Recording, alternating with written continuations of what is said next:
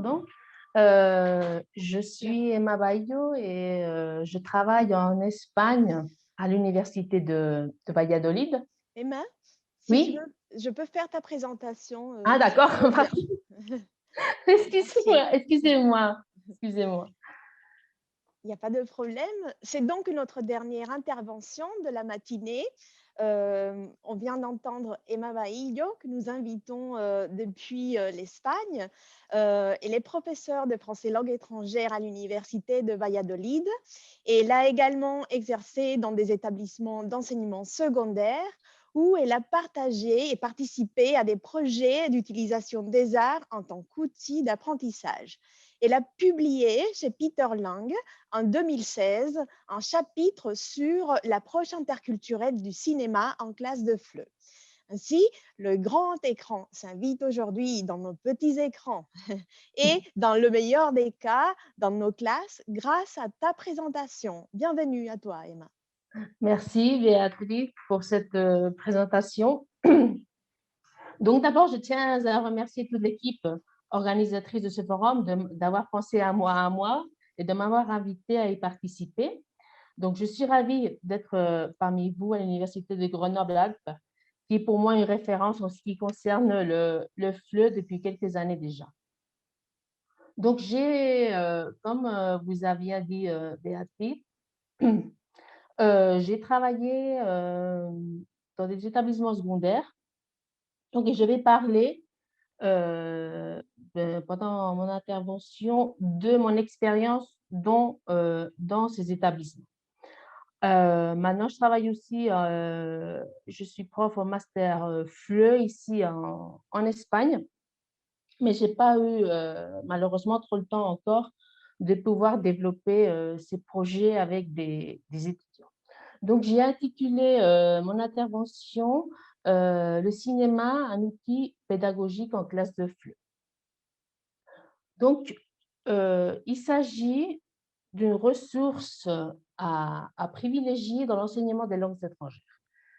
Et je vais vous expliquer là par la suite pourquoi. C'est vrai qu'il y a quelques années déjà, l'introduction du cinéma en cours était perçue comme une perte de temps ou en tant que ressource complémentaire servant à combler les heures creuses. De nos jours, on est heureusement bien loin de cette perception et le cinéma est entré dans l'enseignement, aussi bien d'autres disciplines également qui ne sont pas le FLE. D'ailleurs, dans le domaine qui nous concerne, le FLE, il est fortement recommandé de l'utiliser car il présente beaucoup d'atouts.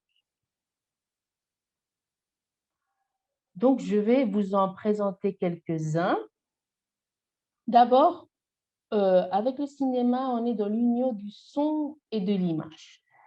Donc, on est certes dans une société où l'image occupe, nous le savons tous, une place de choix et qui s'est développée ces dernières années avec les réseaux sociaux, notamment Instagram, etc.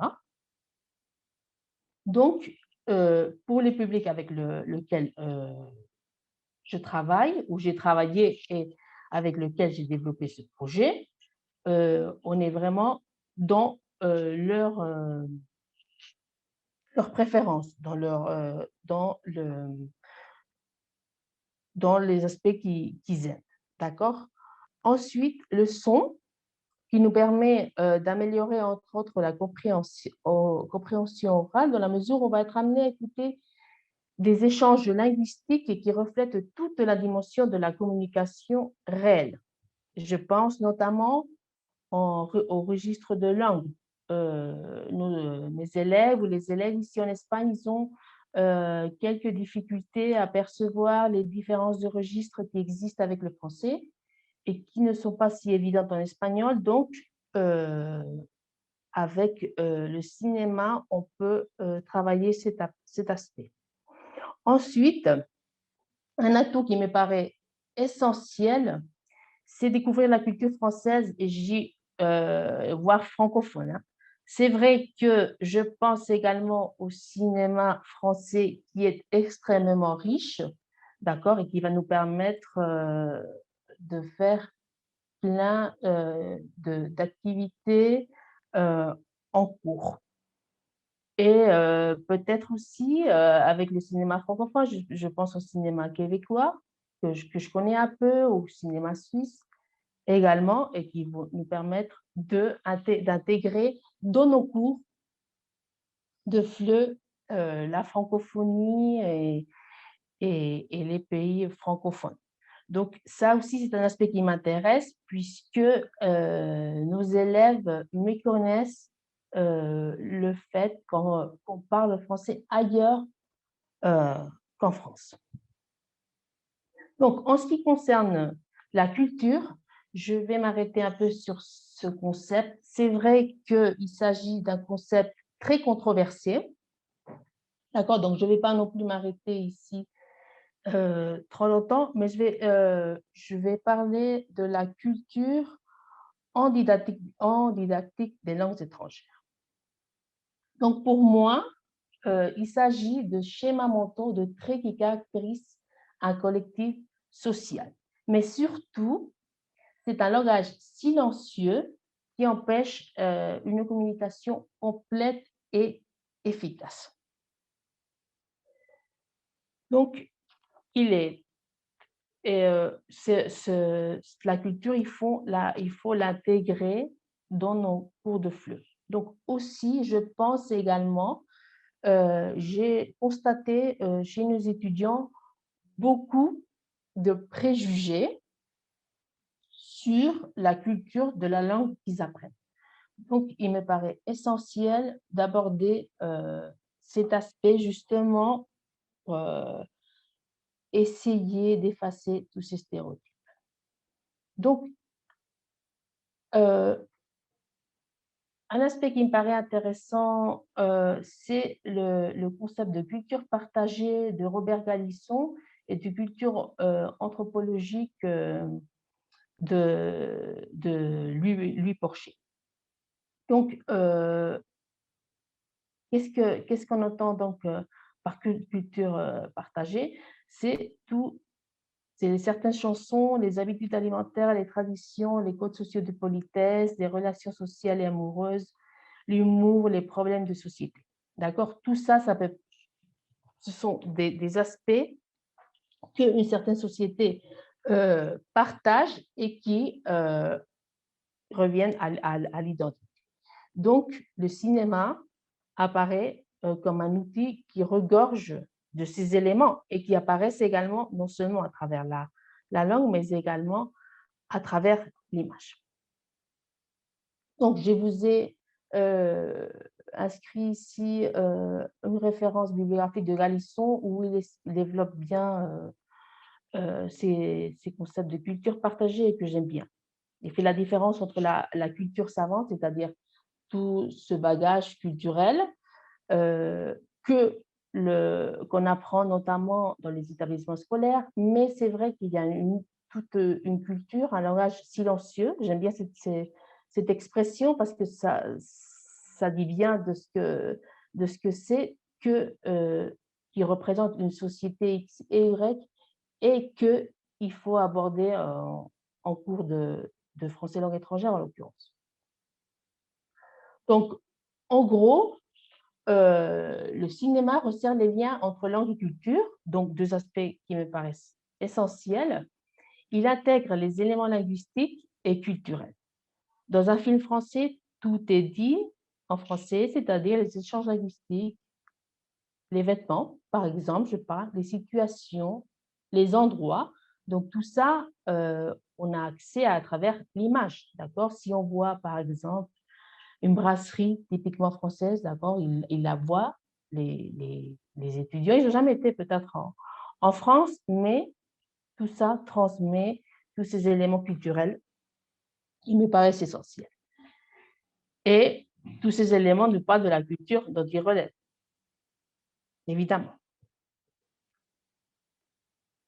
Ensuite, ceci nous permet d'installer dans nos cours une démarche interculturelle. Donc ici, on n'a pas trop le temps de développer ça, mais je vous ai laissé des spécialistes sur cet aspect, Louis Porcher, Geneviève Saraté, et un dernier livre qui a été publié chez Didier Latérité, en classe de langue, une méthodologie éducative, et qui aborde cet aspect bien.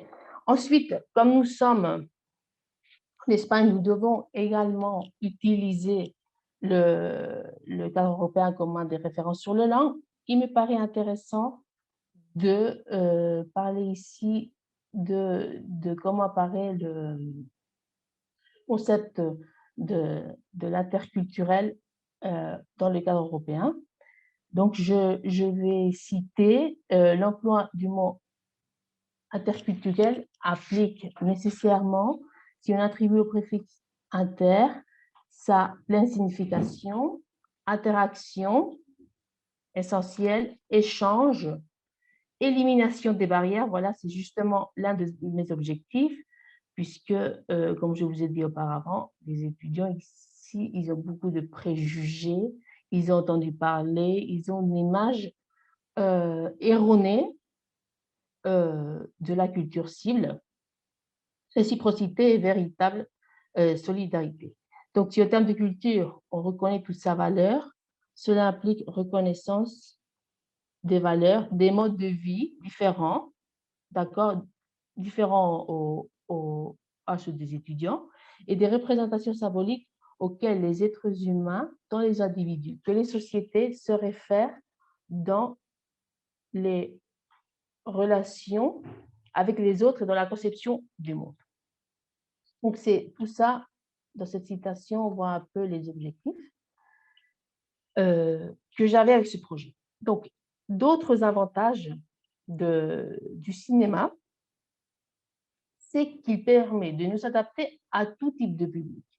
C'est vrai que, par exemple, il y a d'autres ressources qui conviennent mieux à des niveaux un peu plus élevés, B2, C1, C2. Mais je pense que le cinéma, on peut s'adapter à même à un niveau A1, d'accord? Donc, ça, c'est un atout qui me paraît très intéressant. Ensuite, il permet également de s'adapter aux besoins des apprenants. C'est-à-dire, on sait que dans chacune de nos classes, les étudiants ont des besoins. En ce qui nous concerne, nous, c'est l'enseignement, évidemment, le développement de la compétence linguistique, mais aussi de la compétence culturelle, la compétence interculturelle. Et ensuite, aux objectifs d'enseignement. Donc, n'importe quel objectif qu'on ait, on peut le travailler avec cet outil. Donc, comment j'utilise cette ressource? Donc, c'est vrai que le français, la situation du français en Espagne est un peu compliquée parce que les élèves apprennent le français en tant que deuxième langue étrangère, mais il faut savoir que la deuxième langue étrangère n'est pas obligatoire. Donc, c'est vrai qu'au début de l'enseignement secondaire qui commence en Espagne à l'âge de 12 ans, donc, ils commencent à apprendre après un peu le français, mais après, ils peuvent l'abandonner. Donc, c'est un véritable problème, ça, pour les professeurs de FLE ici. Et ensuite, c'est le peu d'heures par semaine dont on dispose. On dispose que de 2 heures par semaine, ce qui me paraît très peu, pour pouvoir développer tous les objectifs qu'on a. Donc, dans ce contexte, c'est là où j'ai appliqué mon projet. D'abord, quand j'ai commencé à utiliser le cinéma dans mes cours, c'était plutôt en tant que spectateur, disons. Enfin, c'est vrai qu'on demandait des activités où ils devaient agir et ils devaient participer et développer les compétences, mais j'avais prévu des activités en tant que spectateur. Donc, Quels outils j'avais utilisés en rapport avec le cinéma? L'affiche, donc là, on est dans l'image,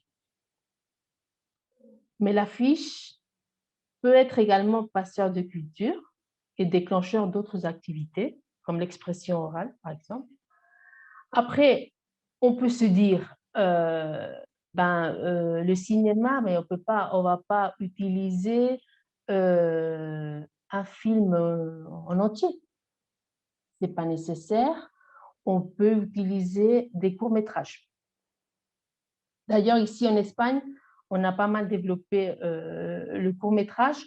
Donc, c'est vrai que c'est un outil très intéressant et on a accès à des courts-métrages sur la toile, donc qu'on peut après utiliser.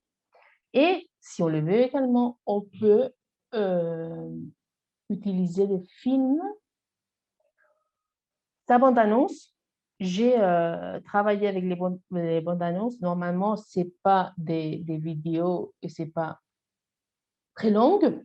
Donc, et aussi, donc très intéressant aussi pour préparer des activités ou une séquence choisie. D'accord? On peut sélectionner une séquence d'un film euh, en fonction de notre objectif, en fonction du public, etc. Alors, moi, un film qui a déjà un certain temps, mais qui n'est pas démodé du tout et qui a beaucoup marché dans mes cours, c'est le film d'Intouchable. Donc, je suppose que tout le monde a regardé ce film. Ce film, il est intéressant parce que il travaille un fait de société bien français et qui me paraissait intéressant. Donc, le personnage incarné par Omar Sy qui vit en banlieue, etc. Bon, je ne vais pas développer ici le sujet du film, mais c'est vrai qu'on voyait très bien les différences sociales, les différences linguistiques, la façon de parler, la différence culturelle des deux personnages. Donc, c'est un film que j'ai beaucoup utilisé et qui a beaucoup plu aux élèves et qui nous a permis aussi un premier abord de ce qu'est les problèmes de la société française. Ensuite aussi, je pense aussi à un autre film pour aborder le sujet de la compétence culturelle. Bienvenue chez les Ch'tis, par exemple.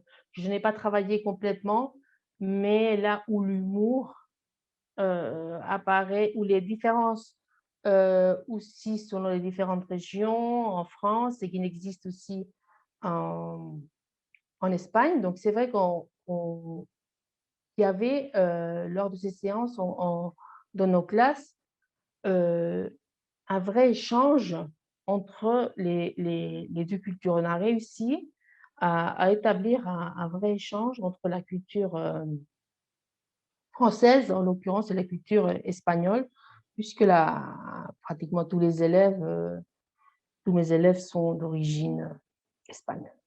Et ensuite, donc après, vu que ça a marché, et que j'ai constaté aussi qu'il existe un problème chez nos apprenants en ce qui concerne l'expression orale. Ils ont beaucoup de mal à s'exprimer, beaucoup de mal à parler. Donc, à partir de ce constat, j'ai décidé de lancer le projet que j'ai intitulé Film à vie. Donc, c'est vrai que nous savons tous, en tant que professeurs de langues étrangères, que cette compétence d'expression orale, c'est l'une des plus difficiles. Dans notre contexte d'enseignement, d'autant plus, puisque on n'a pas beaucoup d'heures consacrées, comme j'ai vu, j'en ai parlé auparavant, et puis que je perçois chez les étudiants cette insécurité linguistique et ce qu'on appelle la peur du bien dire, parce qu'ils veulent trop bien dire, finalement, on tombe dans le mutisme. Donc, j'ai décidé de lancer ce projet Film à vie. Il a été appelé Film à vie. Alors, de quoi il s'agit?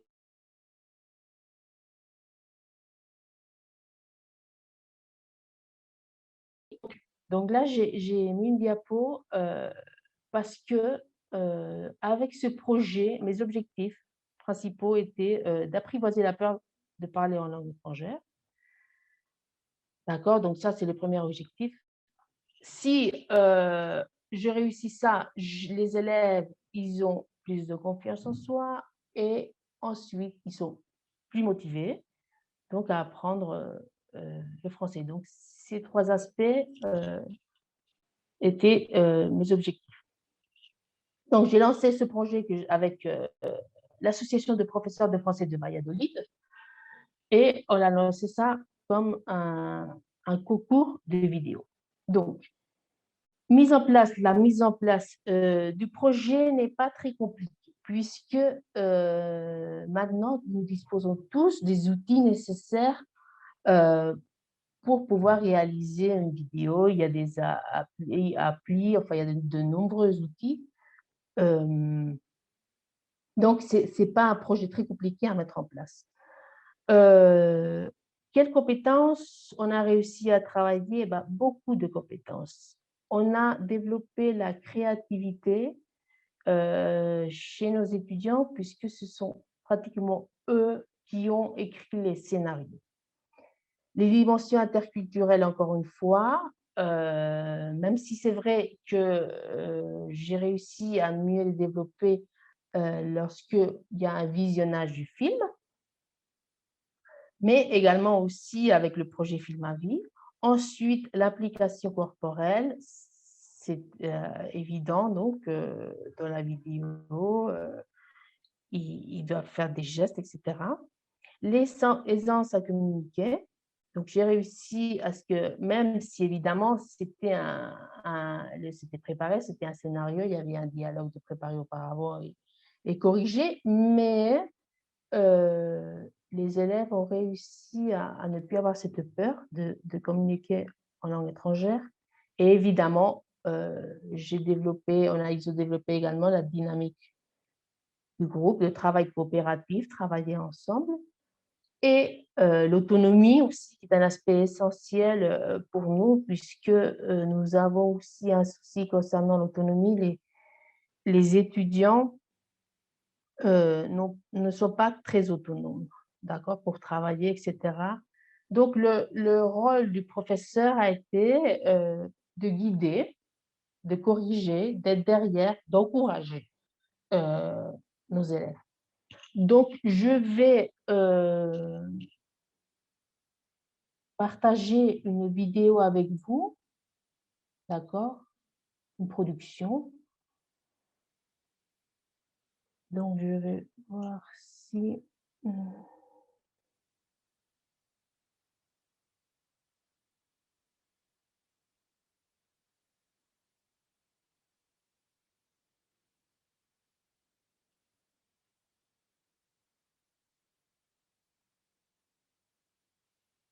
J'ai réussi à partager avec vous cette vidéo, excusez-moi.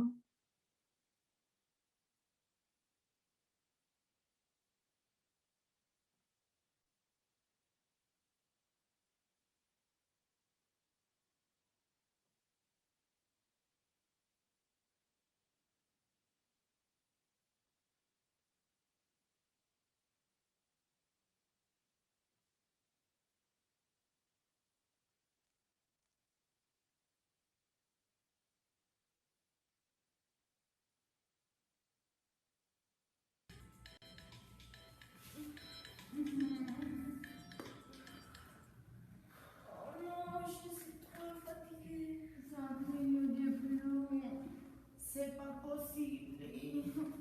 Il est déjà 7 heures. Oui, allez, debout les filles.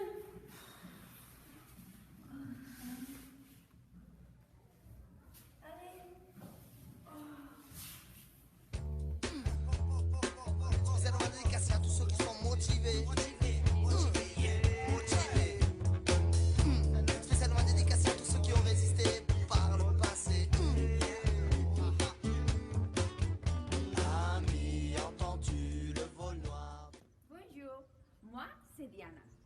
Kansas. Salut, je m'appelle Laura et j'ai 15 ans. Et moi, je suis Rachel. J'ai 16 ans. Et nous sommes les élèves du collège L'Estonac, à Valladolid.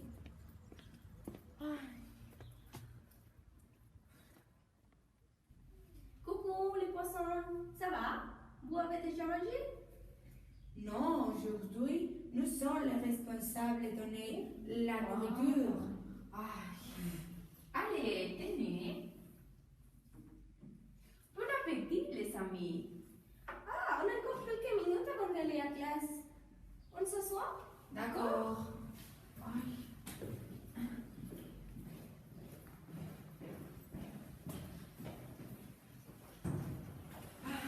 C'est après que je fais.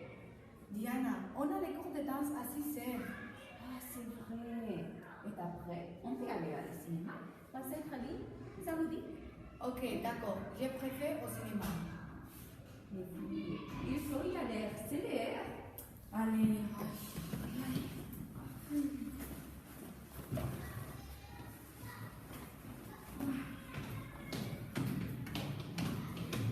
Il est 10 heures, on a sport. On se prépare? D'accord, allez.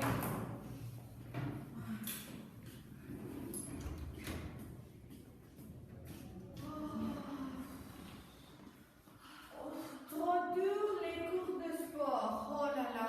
Je suis épuisée. Oui. Complètement chaos. Tous les sacrifices pour l'opération du Oui, je suis d'accord. Oh.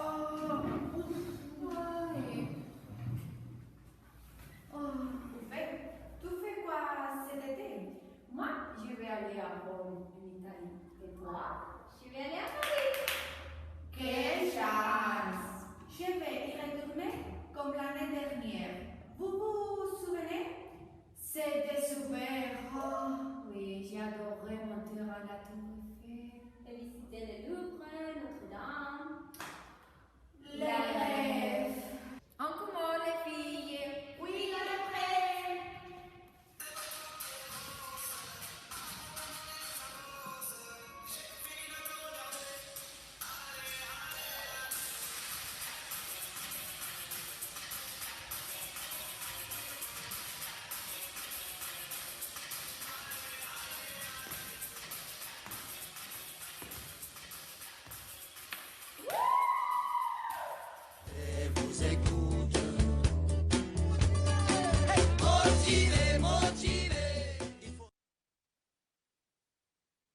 Il y a donc, vous avez vu cette production, donc les étudiantes, elles n'ont pas beaucoup d'heures de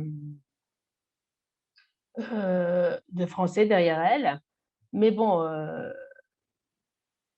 finalement, elles ont réussi à faire une petite vidéo ou sur leur quotidien, et puis avec les habitudes, les verbes pronominaux dans leur lycée, etc. Donc, je trouve que, je ne sais pas si j'ai le temps de présenter une autre vidéo ou... Emma, je crois qu'on va continuer avec les questions parce qu'effectivement, il est bientôt midi. D'accord, Et parfait. donc, il nous reste une dizaine de minutes pour échanger. Merci beaucoup pour ta présentation, pour ce partage. Donc, nous avons quelques questions. Le cinéma, c'est toujours un support et un thème qui intéresse beaucoup, mais c'est vrai que ça implique peut-être des éléments techniques qui peuvent dépasser un peu le savoir-faire de l'enseignant. Mais c'est super d'avoir des idées et de se dire on peut se lancer. Et justement, sur ce volet technique qui est vraiment à prendre en compte, on voudrait savoir, Tatiana précisément, voudrait savoir comment est fait le travail de préparation. Est-ce que, par exemple, les groupes d'apprenants, ils peuvent faire plusieurs CC ou comment ils mettent en œuvre en fait le film. Oui, bien, bien sûr. Alors, je dois préciser qu'on a reçu du point de vue technique, hein, comme on est au lycée, on a reçu l'aide du département de technologie, d'accord, euh, pour pouvoir monter la vidéo, etc. Donc, c'est vrai que le scénario, enfin, ce n'était pas un scénario très complexe, mais sachez que vous avez vu avec un peu la prononciation et tout ça, bon, ces filles, ben, elles sont à l'équivalent de première avec 2 heures de français par semaine. Donc, c'est vraiment très, très, très peu. Mais là, on était en train de travailler les habitudes, etc. Donc, vous voyez que ce n'est pas un niveau très élevé. Mais elles ont préparé le scénario, les petits dialogues. Ensuite, le professeur a corrigé, a suivi. Et puis, évidemment, elles ont répété plusieurs fois les scènes. Ce pas des scènes très compliquées, d'accord, vous avez vu, mais bon, c'est des scènes qui sont en rapport avec, enfin, avec les étudiants. Ce sont des adolescents, donc pour leur quotidien, ils étaient à l'aise, si vous voulez, pour la vidéo, de présenter cette vidéo sur leur quotidien. Elles voulaient le faire aussi dans leur établissement. Et puis, c'est vrai, il y a quand même du travail derrière, mais je trouve que ça vaut le coup de ce travail. Ça vaut le coup. Et c'est vrai que peut-être si le professeur Fleu ne maîtrise pas euh, toutes ces technologies, moi-même, hein, j'ai appris avec ce projet, hein, euh, on peut toujours, nous on a eu la chance d'avoir l'aide justement du département de technologie. Donc, c'est aussi un projet interdisciplinaire, si vous Oui, voulez. voilà, c'est ça qui est très intéressant. Est-ce que les équipes d'apprenants s'impliquent dans la partie technique ou ils reçoivent tout simplement l'aide de la cellule technique spécialisée du lycée qui s'en charge? Voilà, comment est partagée finalement la réalisation en soi? Il s'implique, évidemment, parce que c'était aussi une des conditions du département de professeurs de technologie. Ils voulaient qu'elle s'implique et que, d'ailleurs, le montage, finalement, ce sont les filles hein, qui l'ont fait. Donc, évidemment, elles ont aussi appris à tout ce qui est cette partie de cinéma moins artistique, si vous voulez, non, de montage, etc. Donc, elles se sont appliquées. Oui, oui, oui. Oui, donc ils développent des compétences un peu multiples, non seulement Oui. en langue. Très bien. Mina Sadiki aimerait savoir si on peut mener un travail comme ça, mais pour un public débutant. Alors, moi, j'ai parlé avec, enfin, lors de ma présentation, j'ai parlé qu'un des avantages justement du cinéma, c'est ça. D'accord? Des fois, par exemple, on présente la littérature ou d'autres ressources qui sont plus complexes à appliquer, par exemple, pour un niveau débutant, qui est le niveau un peu plus difficile, d'accord, pour trouver des activités qui motivent les étudiants. Mais c'est vrai que vous pouvez évidemment, avec un petit scénario, peut-être après un trimestre, je ne sais pas si vous voulez appliquer ce projet à un enseignement traditionnel, entre guillemets. Donc, de préparer un petit, si vous avez vu, par exemple, elle se présente au début, non? Peut-être de faire une petite vidéo avec les présentations ou leur famille, etc. Je pense on peut toujours utiliser cet outil. Et il y a un autre avantage, c'est, puisque, évidemment, si vous travaillez avec des adolescents, moi, évidemment, j'ai travaillé qu'avec des adolescents. Donc, c'est un public très compliqué, très difficile pour motiver, pour qu'ils aiment, etc. Donc, je trouve qu'avec avec leur portable, puisqu'ils ont gravé ça avec leur portable, ils sont tout le temps avec des vidéos, ils sont tout le temps avec des applis, je pense qu'on les motive et finalement, ils étaient vraiment contents de se revoir en train de parler français, etc.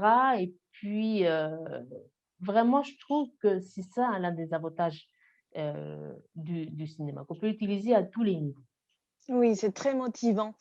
J'avais une question concernant la mise en place de ce projet de réalisation d'un petit film. Est-ce qu'il faut passer d'abord par une étape de visionnage d'autres vidéos où on peut aller directement faire ce travail de production? Alors, c'est vrai, comme c'était vraiment la première fois qu'on le faisait, j'ai des festivals de cinéma en Espagne, ils ont demandé, enfin, ils ont lancé l'idée d'envoyer des courts-métrages de la part des étudiants. Donc, ils étaient tous sur Internet, donc je leur ai montré des vidéos qui étaient en espagnol, hein. Mais bon, pour qu'ils voient un peu comment on faisait et leur donner des idées. C'est vrai que j'avoue que là, les étudiantes, ce sont elles, d'accord, qui ont eu l'idée, d'accord, du scénario, etc. Moi, j'ai pas intervenu, je suis pas intervenue. D'accord. Il y a beaucoup de questions qui nous arrivent, Emma. J'en ai une de Catherine Carras qui aimerait savoir comment est-ce qu'on peut gérer la question du temps de classe. C'est-à-dire, par exemple, quand on visionne un film de 1h30, est-ce qu'ils vont le faire à la maison, en dehors de la classe, ou il y a des extraits qui sont vus pendant le cours? Comment ça fonctionne? Alors, c'est vrai, et là, j'en ai parlé, regarder le film, alors, film complet, c'est compliqué. Si vous avez, alors ça dépend aussi de la motivation des élèves, vous pouvez demander de le regarder à la maison. Moi, j'ai travaillé, puisque évidemment, qu'est-ce qui se passe? Comme on a des 2 heures par semaine avec 1 heure, le film, on n'a pas le temps, donc on le coupe, on reprend à la séance d'après. Il y a peut-être quelques jours d'écart, enfin, donc c'est compliqué. Moi, j'ai travaillé avec des extraits choisis. Et après, ils m'ont demandé le film pour pouvoir le regarder chez eux. Oui. Donc, sur des objectifs précis, d'accord, avec des extraits et des objectifs précis. Oui, la question, du temps, intéresse aussi Aurélie, Wackerman, qui voudrait savoir si le tournage, le montage des vidéos, réalisées, se fait pendant le temps de classe ou, pendant le temps libre Se, des élèves? se fait pendant le temps libre, malheureusement. Enfin, malheureusement, j'avais pas le choix, si vous voulez. Donc, le professeur s'implique et puis dans de ses heures un peu libres ou personnelles, si vous voulez, pour pouvoir développer le projet.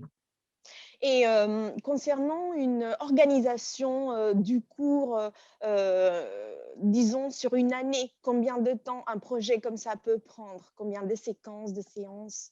Alors, on peut le faire sur un trimestre. Moi, je pense que, par exemple, ici, hein, je parle du contexte d'enseignement qu'on a ici. C'est pas comme en France, on a de longs trimestres. Enfin, je sais pas comment en France, je veux dire, les congés, il y a pas de vacances intermédiaires. Il y a les vacances de Noël, les vacances de printemps et après les vacances d'été. Donc, ça fait des trimestres très longs et très lourds. Donc, ce que j'avais décidé, c'était de le faire au troisième trimestre, puisque déjà, les étudiants, ils ont eu des heures de cours, on a pu travailler auparavant, et puis là, à la fin de l'année, un peu, c'était le projet du film, du petit film, de la petite vidéo, disons. Oui, alors nous avons, aussi, un commentaire de Camille Almagro, qui nous dit que c'est, vraiment, ce type de projet qui peuvent nous prendre beaucoup de temps. Est-ce qu'on peut justifier, cet investissement, sur, les compétences, les acquisitions qui sont faites? Au final, est-ce qu'on voit progresser, les élèves en langue cible? Alors, moi, je pense que oui, c'est pour ça que je l'ai fait. D'accord? Donc, c'est vrai que le souci que j'avais, c'est que ils ne prenaient pas la parole. D'accord? C'est vrai qu'ils sont nombreux peut-être dans les classes, etc. Mais ils ne prenaient pas la parole. Et même si ici, c'est un dialogue de préparé, d'accord, évidemment, puisque c'est un scénario, c'est préparé auparavant, mais ils ont perdu cette peur de parler. Donc après, c'est vrai qu'ils partaient l'année d'après en séjour en France et ça leur a fait du bien justement pour pouvoir parler. Après, évidemment, dans la correction, la phonétique, etc., il y a plein de choses à améliorer, d'accord, ça c'est évident, mais l'objectif était un peu, voilà, de, de développer et de perdre cette peur de l'expression orale et ça a marché. Oui, Ça a marché. et on le voit même, l'implication du corps. Oui, exactement. Moi, c'est vrai qu'aussi j'ai beaucoup plus travaillé le cinéma, mais j'ai aussi fait un tout petit projet de sketch avec le théâtre. Et ça marche aussi, c'est très important, le corps, les gestes dans leur expression. Et après, on avait fait une analyse postérieure avec les différences gestuelles et d'une culture à une autre. Si par exemple, on se touche beaucoup, enfin, on se touchait avant la, la, la pandémie, mais c'est vrai qu'on se touche beaucoup et les significations des gestes qui est essentiel aussi dans la communication. Est-ce que veut dire les gestes de notre culture, de d'autres cultures, etc. Donc, tout ça, on a travaillé. C'est vrai que la vidéo que je vous ai montrée, vous voyez, la vue, c'est très simple, d'accord, mais c'est des étudiants avec un niveau très, très, très bas. Donc, vous voyez que quand même, j'étais contente parce qu'on a réussi à, à, avoir une production. Voilà, c'est ça qu'ils aiment aussi, d'avoir des productions, ils peuvent se revoir, etc. Après, il y avait des parties qu'ils n'aimaient pas, on les a retournées, tournées à nouveau parce qu'elles n'étaient pas contentes que elles étaient revues. Enfin, il y a tout un travail. Mais c'est vrai qu'il y a un investissement énorme de la part du professeur, énorme. Ça, j'avoue, c'est... Je te rends compte aussi de félicitations, de bravo qui apparaissent sur le chat sur YouTube. Et notamment, ils sont contents d'entendre motiver, ces Toulousains engagés et cette énergie que tout ça peut transmettre. Et justement, pour enchaîner, et je crois que ce sera notre dernière question parce qu'après, nous avons déjà un tout petit peu dépassé le temps, c'est créer le lien entre la culture cible et la leur, puisque tu parlais tout au début de quelques préjugés qu'ils pouvaient avoir les élèves. Oui, c'est vrai. Ici, c'est vrai que, bon, ils ont une image, je parle des Français, parce que pour eux, évidemment, le français, c'est la France, etc. Donc, ils ont des images, ils sont comme ça, ils sont comme ça. Donc, c'est vrai que enfin, ça me donne du souci, parce que c'est vrai que c'est faux, d'accord? C'est ce qu'on leur dit, c'est ce qu'ils entendent, etc.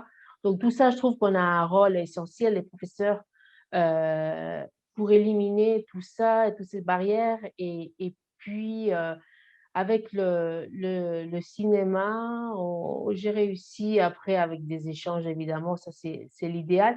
Mais c'est vrai que de parler de ce qui est de connaître, puisque finalement, les préjugés, il y a une part de méconnaissance à l'intérieur des préjugés.